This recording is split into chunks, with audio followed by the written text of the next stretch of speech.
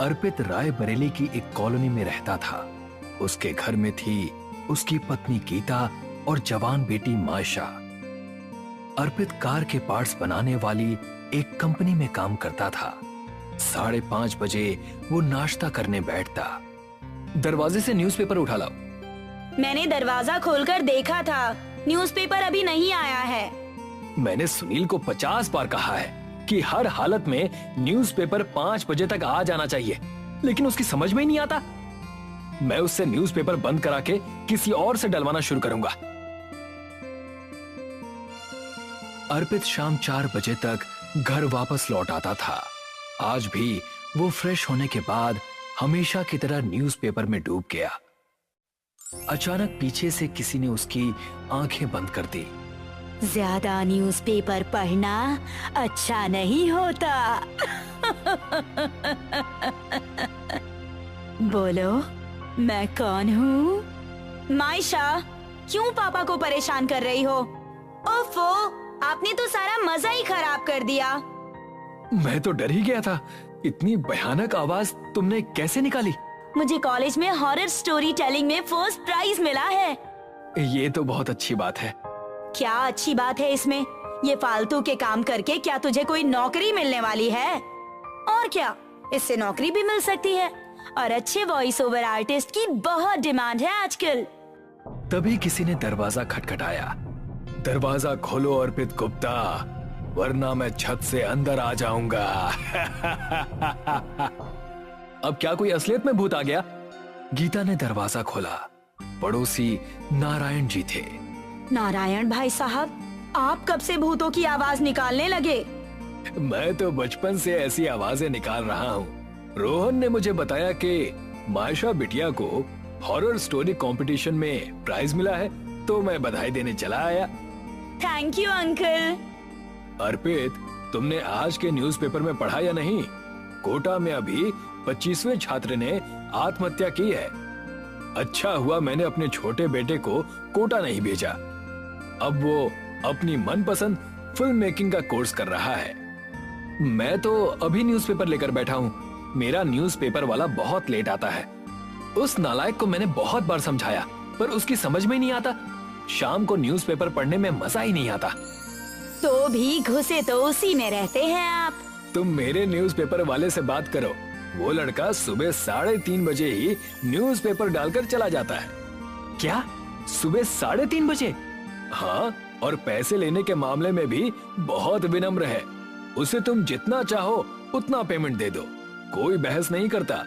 कोई नया लड़का है, गांव से आया हुआ लगता है।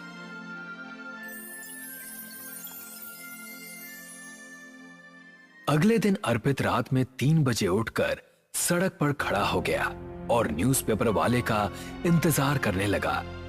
अचानक हवाएं तेज हो गईं, आंधी जैसे चलने लगी। लगता है मौसम खराब होने वाला है। हवा में उड़ते हुए एक न्यूज़पेपर अर्पित की तरफ आया। न्यूज़पेपर ने अर्पित के चेहरे को पूरा लपेट लिया। अर्पित का दम घुटने लगा। तभी किसी ने न्यूज़पेपर को अर्पित के चेहरे से हटाया। सामने एक लड़का खड़ा था। क्या आपको ही न्यूज़पेपर चाहिए? नारायण अंकल ने बताया था। हाँ, मुझे ही चाहिए। ये लो, एडवांस में 500 रुपए। इसकी जरूरत नहीं है, आप महीना होने पर पैसे दे देना। तुम इतनी जल्दी न्यूज़पेपर डाल रहे हो, इसीलिए इन पैसों को रख लो। अगले दिन से रोजाना 3:30 बजे न्यूज़पेपर अर्पित के दरवाजे पर आ जाता। अर्पित बहुत खुश था। अब वो न्यूज़पेपर पढ़ने के बाद ऑफिस जाता। लेकिन मामला तब कुछ अजीब सा हो गया जब न्यूज़पेपर धीरे धीरे रात में और पहले आने लगा। पहले 3 बजे, फिर 2 बजे और फिर रात के 1 बजे न्यूज़पेपर दरवाजे पर जोर की आवाज से गिरता। रात के 1 बज रहे हैं। इतनी रात को ये लड़का न्यूज़पेपर कैसे डाल जाता है? क्या ये रात में सोता नहीं होगा? ये इतनी जोर से दरवाजे पर न्यूज़पेपर मारता है कि मेरी तो नींद ही टूट जाती है। आप इससे कहिए ना कि 4 बजे के बाद न्यूज़पेपर डाला करे।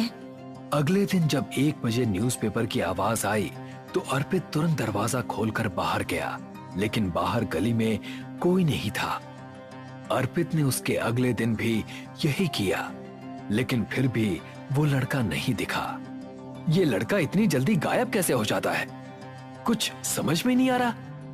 आपने उसका मोबाइल नंबर नहीं लिया? नहीं, नंबर लेना तो मैं भूल गया। अरे इस लड़के ने नींद खराब कर रखी है। कल से मैं रात को दरवाजे के बाहर ही बैठूंगी। आप सो जाना, क्योंकि आपको तो ऑफिस जाने के लिए सुबह जल्दी उठना होगा, हैं?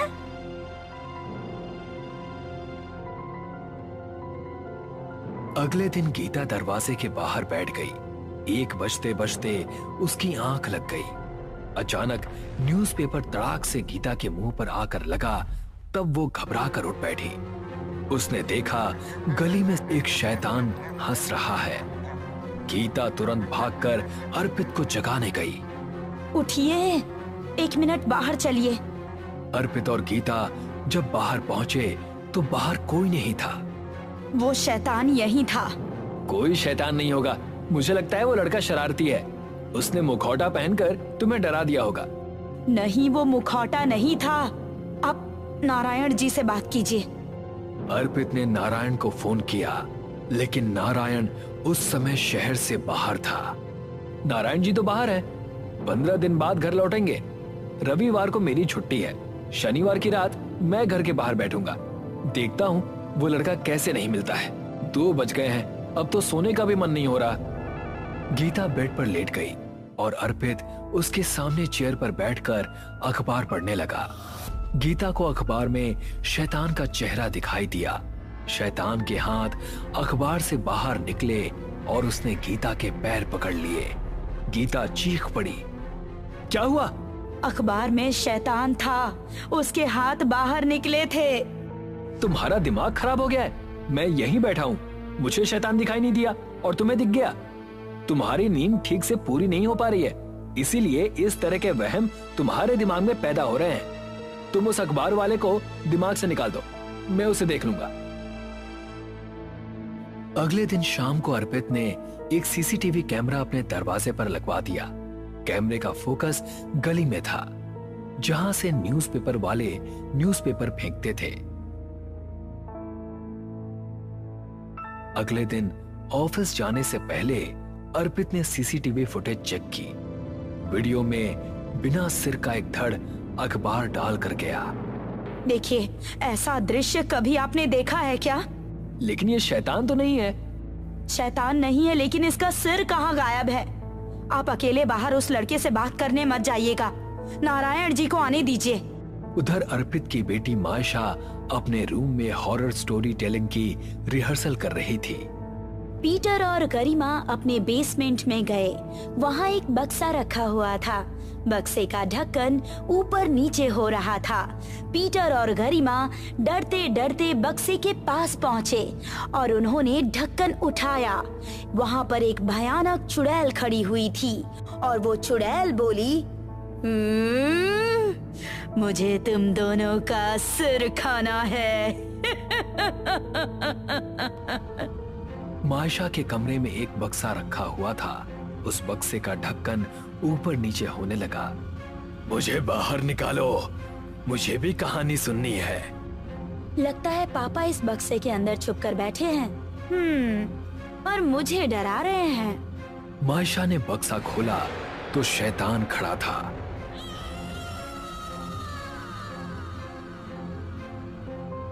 मायशा ने बक्से का ढक्कन गिरा दिया और बाहर भागी।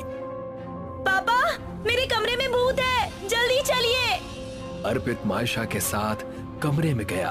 बक्से में अखबारों का ढेर था। क्या ये अखबार तुमने इकट्ठे किए हैं?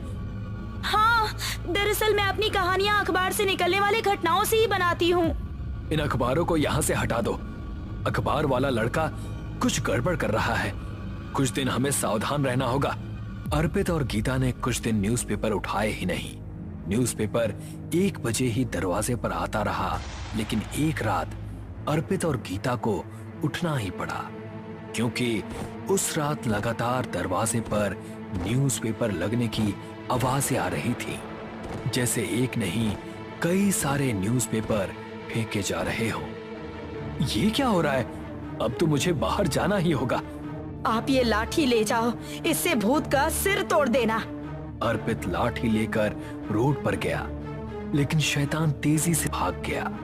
इस न्यूज़पेपर वाले ने तो नाक में दम कर दिया है, चैन से सो भी नहीं पा रहे हैं। काश मैं जल्दी न्यूज़पेपर पाने के चक्कर में पड़ा ही ना होता। घर में जाकर अर्पित ने गीता से कहा, कुछ दिनों के लिए हम लोग भी किसी होटल वगैरह में चलते हैं। जब नारायण जी वापस आएंगे तो हम भी वापस आ जाएंगे। अर्पित का परिवार कुछ दिनों के लिए घर से बाहर चला गया। कुछ दिनों बाद वो लोग वापस लौटे। दरवाजे के आगे अखबारों का ढेर लगा हुआ था। उसी दिन अर्पित ने नारायण से बात की। तुम चिंता मत करो, वो लड़का पकड़ में आ जाएगा। अर्पित और नारायण ने 2 आदमियों को कुछ पैसे दिए और उनसे कहा, एक 20-22 साल का लड़का न्यूज़पेपर डालने आता है। वो रात में 1-2 बजे के करीब आएगा। तुम दोनों उसे पकड़ लेना और फोन करके हमें बुला लेना। दोनों आदमी रात में कॉलोनी के गेट पर खड़े हो गए। 1 बजे न्यूज़पेपर वाला लड़का आया।